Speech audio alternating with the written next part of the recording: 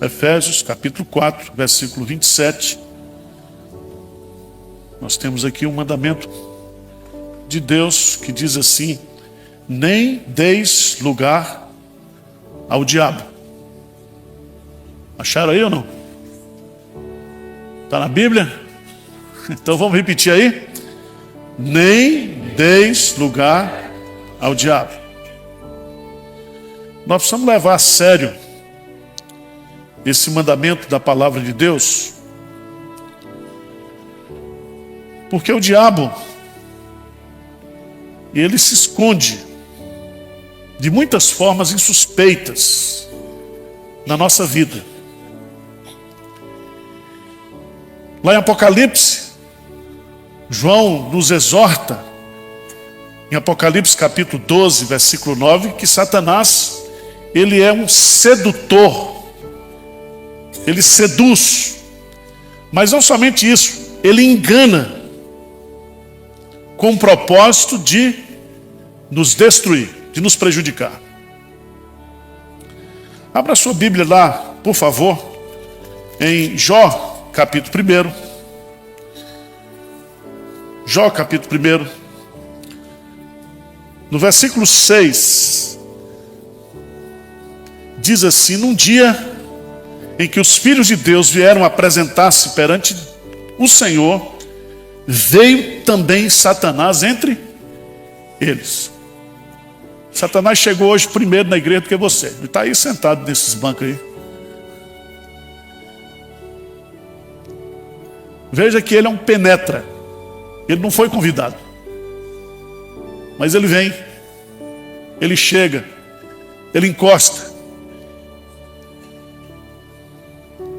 O diabo, ele não só nos ataca nessa questão, que o pessoal fica muito angustiado de sexualidade, não nos deixa cair em tentação, e a gente sempre pensa em tentação como coisa do ponto de vista de dinheiro, de sexo, de poder, mas o diabo usa muitas formas para nos prejudicar. Por exemplo, o diabo cega o meu entendimento e o seu entendimento acerca da importância da oração, que a gente não ora, não vem para a igreja, despreza a oração. E o diabo prevalece na nossa vida quando a gente não ora.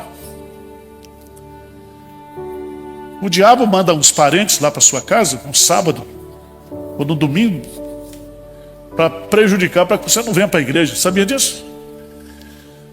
Você pega a Bíblia, vai orar e lê, tem um momento devocional, liga alguém com um problema. Isso é tudo o diabo articulando. Ele é muito mais inteligente do que nós possamos imaginar. Ele é Lúcifer, ele é um anjo de luz. Ele pode se transformar em um anjo de luz, diz o apóstolo Paulo. Veja, por favor, lá em 2 Tessalonicenses. 2 Tessalonicenses, quando fala sobre o homem da perdição. 2 Tessalonicenses capítulo 2, por favor. 2 Tessalonicenses capítulo 2. Eu queria que você entendesse isso. A vinda do Senhor, antes que a vinda do Senhor aconteça, haverá a revelação da apostasia do homem da iniquidade. E no versículo 7, lê comigo aí, o que diz aí? Com efeito, o mistério da iniquidade já opera, e aguarda somente que seja afastado aquele que agora o detém.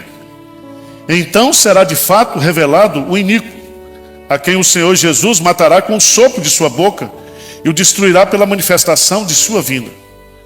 Ora, o aparecimento do iníquo é segundo a eficácia de Satanás, com todo o poder e sinais e prodígios da mentira, e com todo o engano de injustiça aos que perecem, porque não acolheram o amor da verdade para serem salvos.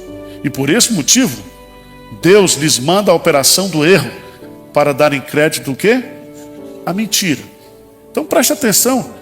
Você pode ser um filho de Deus, um crente, e você começa a acreditar em coisas que não são feitas por Deus, mas são feitas pelo inimigo. Eu não tenho dúvidas, irmãos, de muito do que é feito nessas chamadas igrejas neopentecostais são espíritos enganadores de tal maneira que as pessoas ficam presas a esses falsos milagres e não acolhem a verdade do Evangelho em amor. Esse tipo de coisa faz com que as pessoas, esses sinais mentirosos, faz com que as pessoas se esqueçam da sua vida pessoal, do arrependimento, da cruz, do significado do que é a verdadeira conversão. E tem uma fé simplesmente depositada nesses sinais mentirosos. Mas vamos voltar lá para o texto de Efésios. Nem deis lugar ao diabo. E a pergunta que a gente tem que fazer para o texto é o seguinte: como é que eu, como crente, dou espaço para o diabo na minha vida?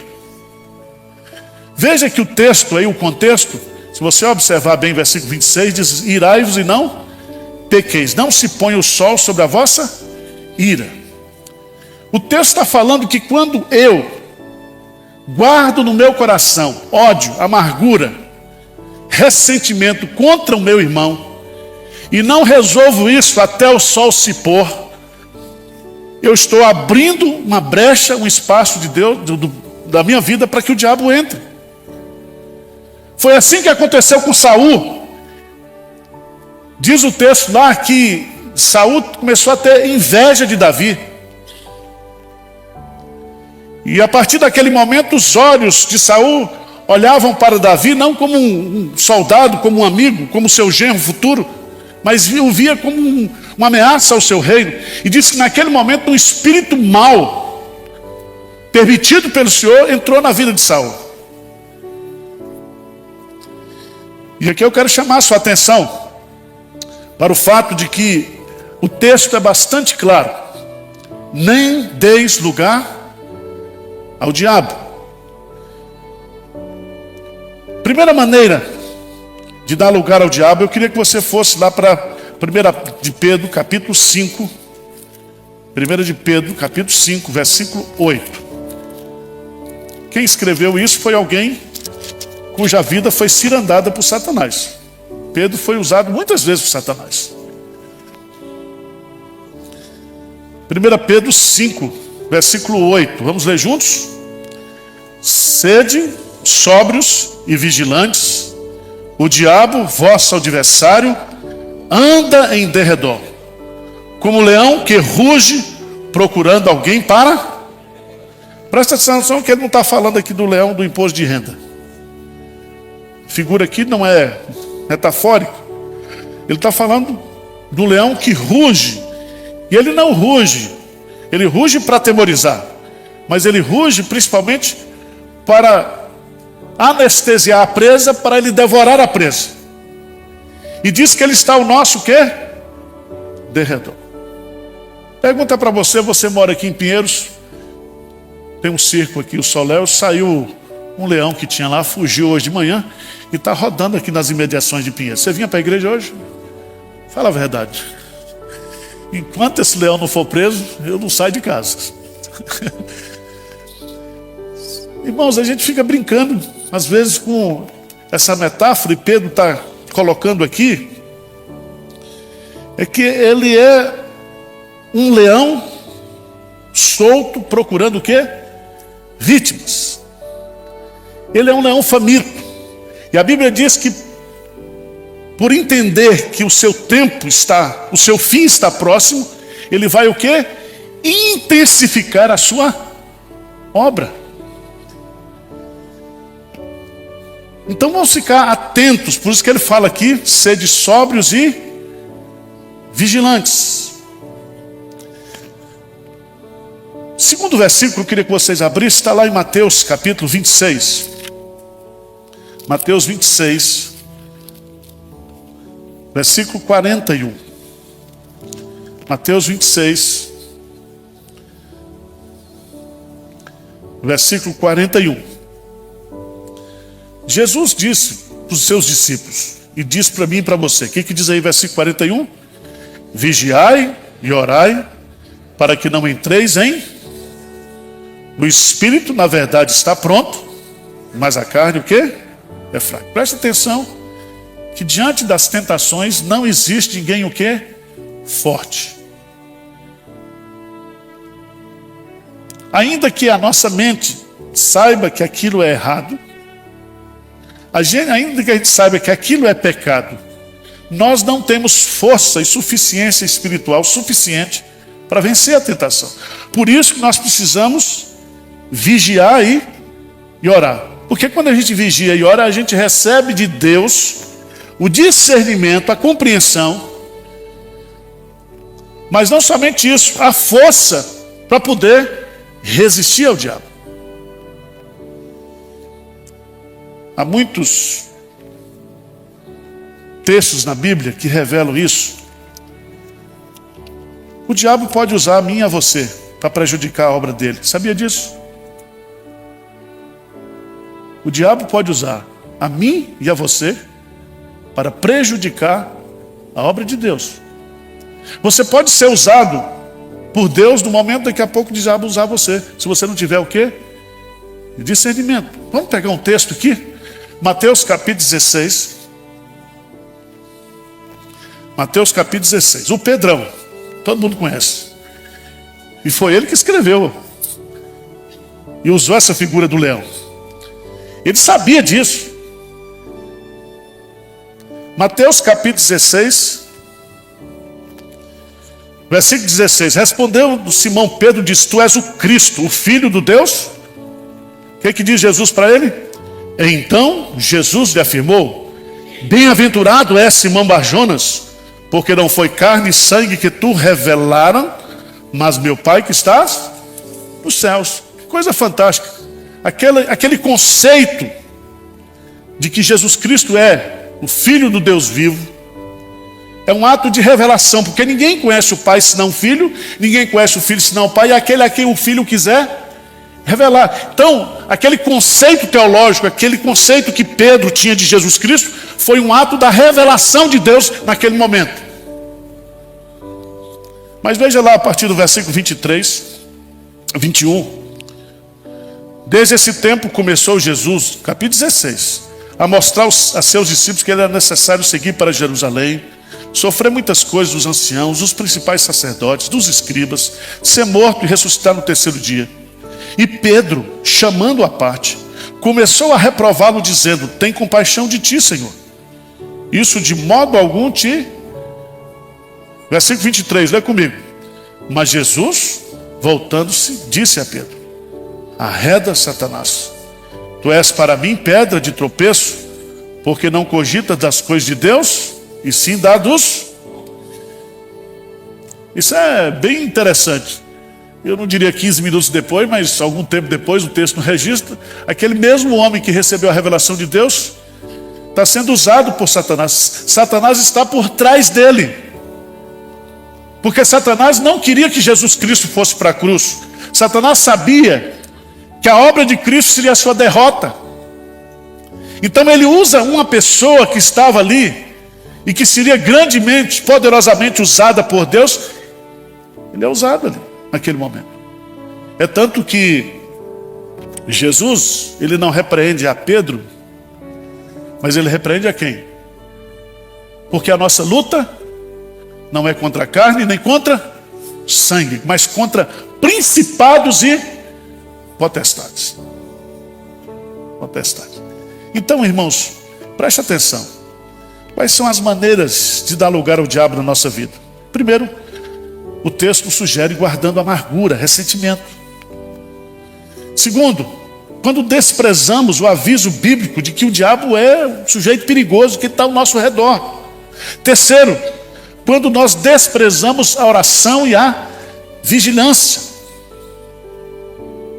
Quarta forma de darmos lugar ao diabo é quando nós não tratamos direito o pecado da nossa vida. Veja lá em Provérbios, capítulo 28, versículo 13. É um versículo muito conhecido. Provérbios 28, 13.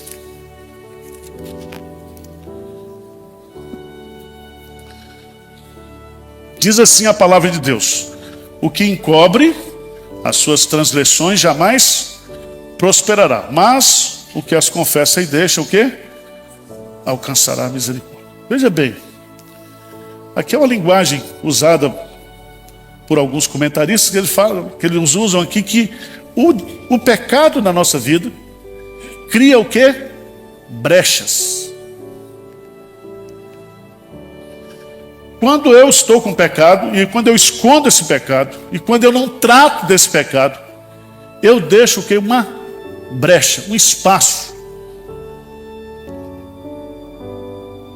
É interessante isso. Por isso que eu entendo, quando Davi ora lá no Salmo 19, ele diz assim: absolve-me daqueles pecados que me são o quê? Ocultos, que eu não tenho consciência. O pecado é tão destrutivo para nós, né? E Deus diz claramente lá: porque a minha mão não está encolhida para que não possa salvar, nem o meu ouvido surdo para poder ouvir, mas as vossas iniquidades fazem o quê? Separação. Separação. Então, se eu não quero dar lugar para o diabo na minha vida, eu tenho que tratar disso. Sexto lugar, nós damos espaço para o diabo na nossa vida quando desconfiamos de Deus. Hebreus, capítulo 3, versículo 12. Preste atenção.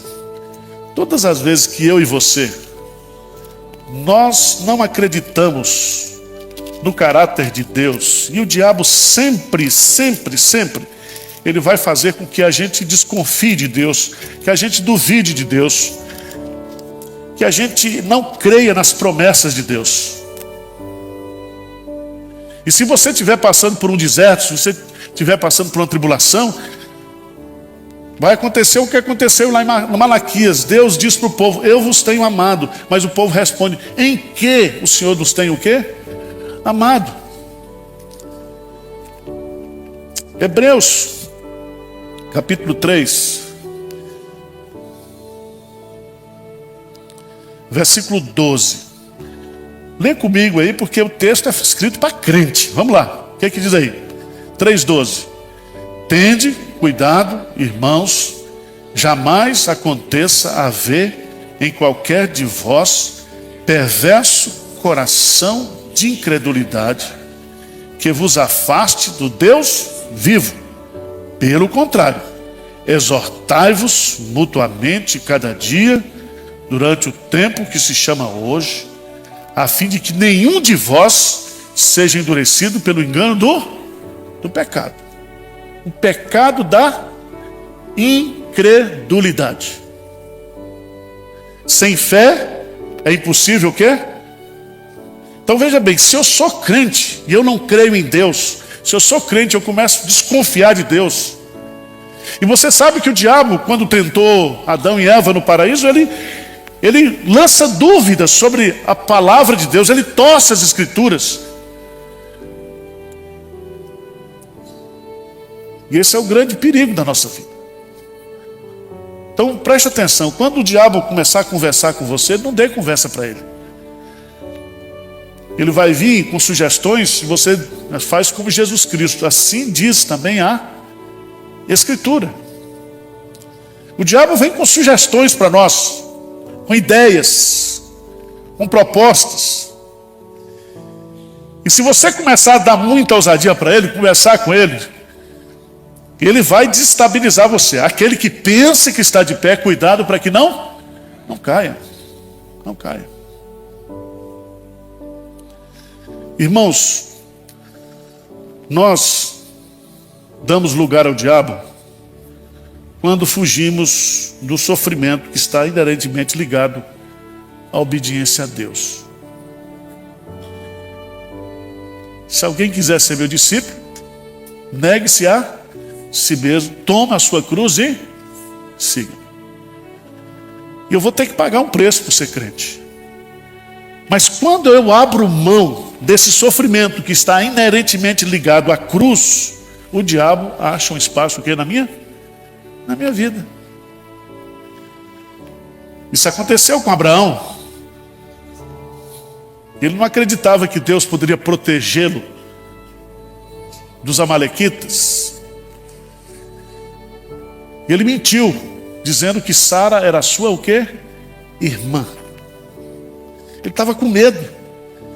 E quantas vezes nós, como crentes, podemos ser tentados a abrir mão da nossa fé, do nosso testemunho, do nosso compromisso, justamente para a gente não ser prejudicado pelos outros, criticado pelos outros, para a gente fazer essa política da boa vizinhança, e a gente acaba abrindo um espaço para o diabo que é na nossa vida.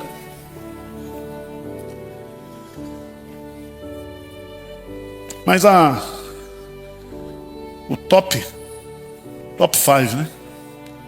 Top do espaço que o diabo acha na nossa vida é um negocinho chamado orgulho e soberba. O diabo diz para Adão e Eva: vocês serão iguais o quê? A Deus. Vocês terão conhecimento do bem e do mal. E a soberba, meus amados irmãos, é a mãe ou é o pai de todos os outros o quê? Pecados. Eu queria que você abrisse sua Bíblia lá em 1 Crônicas. 1 Crônicas capítulo 21.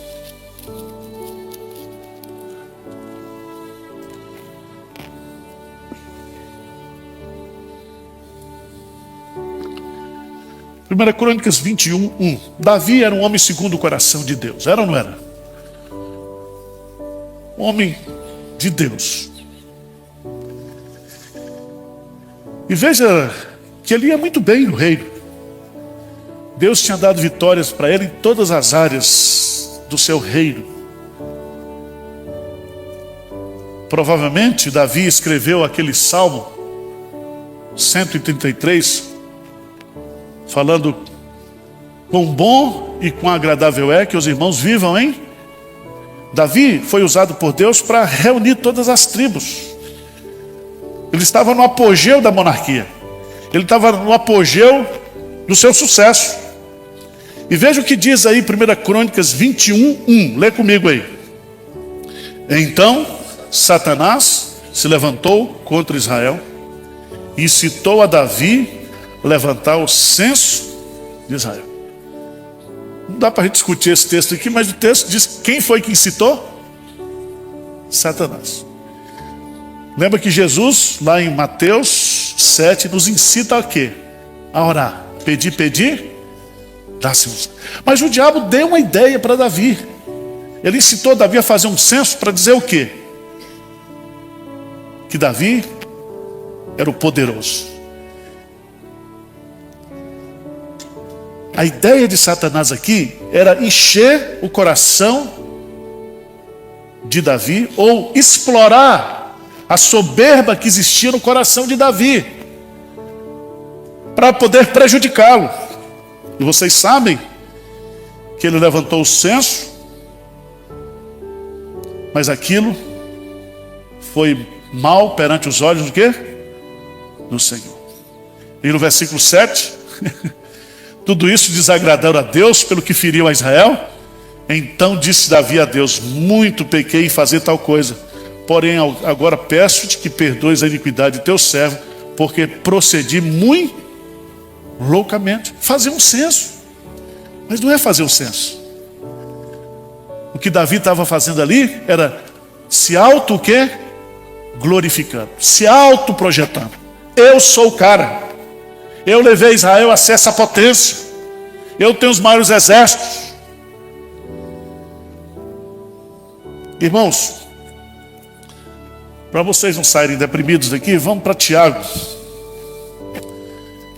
Tiago, capítulo 4. Não deis lugar ao... Está claro isso aí?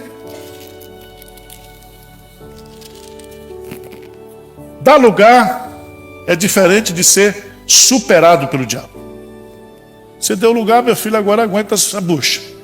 Faz como Davi, não inventa. Vai logo, reconhece o seu pecado, pede perdão. Certo? Não vai dar uma de Saul, não. Davi, ele era crente assim, normal como a gente. E Tiago capítulo 4, versículo 7. Vamos ler juntos? 4, 7. Maneiras de prevalecer contra o diabo. E a maneira é muito simples, está aí no versículo 7. O que é que diz? Sujeitai-vos, portanto, a Deus, mas resisti ao diabo, e ele resistir ao diabo. Como é que eu e você, nós podemos resistir ao diabo? Você diz, não, pastor, vamos usar a armadura de Deus. Ótimo. Tá certo. Mas se você observar nesse versículo, a primeira parte diz assim: sujeitai-vos o quê? A Deus. E o que é sujeitar a Deus? Significa você se submeter em total dependência de Deus. Mas para você fazer isso, você precisa do quê? De humildade. Porque o diabo só fugirá de você se você se sujeitar a Deus. E se você se sujeitar a Deus, Deus vai dar o que para você? Graça. O que é que diz o texto? O que é que diz o texto? Ou supondes vós, que em vão afirma a Escritura, com ciúme, que por nós anseia o Espírito que fez habitar em nós. Antes, Ele dá maior graça, pelo que diz, Deus resiste aos, mas dá graça aos humildes. O diabo vai fugir de mim e de você, porque Deus vai me dar graça. E essa graça só é possível na minha vida se eu me humilhar, se eu me sujeitar a Deus. Aí você vai entender o que Pedro disse. Pedro era campeão em soberba. Vamos lá. 1 Pedro 5. Você sabe que Pedro, ele se achava o melhor o quê? Apóstolo, não era isso? Ele disse, ele era o cara. Ele dizia assim, Senhor, eu estou pronto a morrer o quê? Contigo. Soberbo. Eles estavam disputando entre eles quem seria o maior apóstolo. Jesus diz, gente, aqui não é assim. Quem quiser ser o primeiro aqui, que seja o último. Porque o Filho do Homem não veio para ser servido, mas para servir. Preste atenção, Pedro, a soberba precede o quê? A ruína, a queda. Por isso que Pedro agora vai colocar algo extraordinário. Ele diz no versículo 6, 2 Pedro 5, a partir do versículo 6, ele começa no versículo 5, rogo igualmente aos jovens, sede submissos aos que são mais velhos, outro sim no trato de uns com os outros, cingivos de toda humildade, porque Deus resiste aos soberbos, contudo aos humildes concede a sua. Humilhai-vos, portanto, sob a poderosa mão de Deus. Presta atenção, você é o que você é diante de Deus, não diante dos homens. Tem umas pessoas que são humildes assim, mas é mascarado, falsa humildade. Ele diz assim, humilhai-vos sobre o quê? A poderosa o quê? Mão de Deus. Humilhe-se diante do Senhor, quebrante-se diante do Senhor, e Ele, no devido tempo, vai lhe exaltar. Mas há outro detalhe aqui, lançando sobre Ele toda a vossa o quê? Ansiedade. Você está muito ansioso, muito preocupado, muito angustiado. Ele está cuidando de você. O diabo está lhe pressionando, o diabo está lhe tentando, o diabo está falando coisas na sua cabeça, você está preocupado, você quer se defender, você quer mostrar que não é assim, você quer questionar que você é o certo, o outro está errado, que você está sofrendo injustiça. Meu irmão, humilhe-se diante do Senhor, quebranta seu coração. E aí, ele diz, sede sóbrios. A palavra sóbrio aqui não significa somente aquele que está embriagado. Sóbrio aqui significa você estar com seus sentidos completamente em alerta e vigilantes. Porque o diabo, vosso adversário, anda em derredor, como leão que ruge, procurando alguém para devorar. Versículo 9, lê comigo.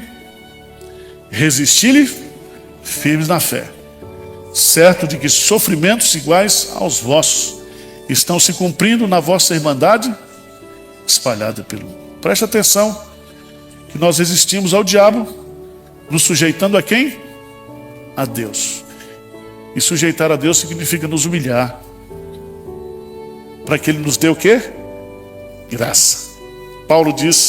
Deus diz para Paulo, a minha graça o quê? Te basta. Eu não vou tirar o espinho, mas eu vou lhe dar mais graça. Mas aqui, Pedro vai usar outro argumento muito forte. Ele diz assim, resisti-lhe firmes o quê? Na fé. Firmeza na fé. Significa, continue crendo naquilo que você recebeu de Deus. Porque quando vem o sofrimento, quando vem a provação, o diabo quer derrubar você o quê? Da fé. Ele ataca a sua fé. A sua confiança em Deus. Irmãos, não desista de crer. Vamos perseverar o quê? Firmes na fé. Vamos ficar de pé e vamos ler um versículozinho que está muito simples. Parece assim, a gente nem dá muita bola. Sabe aquele negócio que passa batido? 1 Coríntios. Paulo vai nos dar uma orientação. Versículo 13 do capítulo 16. E esse versículo 14 é muito bonito também. Vamos ler juntos? 1 Coríntios, capítulo 16, versos 13 e 14. Vamos lá? Sede vigilantes, permanecei firmes na fé, portai-vos varonilmente, fortalecei-vos, todos os vossos atos sejam feitos com amor. Amém.